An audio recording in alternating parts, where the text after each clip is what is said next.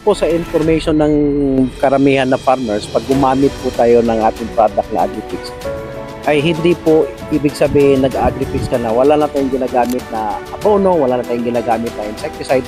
Ito po ay recommended pa rin talaga namin na gamitin as long kailangan gamitin. Yes po. So hindi po yung sinasabi namin wala tayong gagamitin na iba, hindi po ganon. Yung atin pong ginagawa ngayon ay balanced fertilization strategy.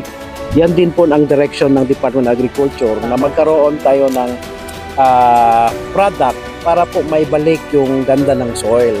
Kasi sa sobrang gamit natin ng mga chemical, madaming abono, yun po talaga ang nasira yung ating lupa. That's why na-invento po yung ating product, fertilizer at Terra Booster. Yun yung pag-augment natin sa mga ibabawas natin ng mga abono na hindi mako-compromise yung harvest ng ating mga client. At maganda nito, eco-friendly, ibig sabihin nakakatulong sa climate. Yun yung objective ng ating company.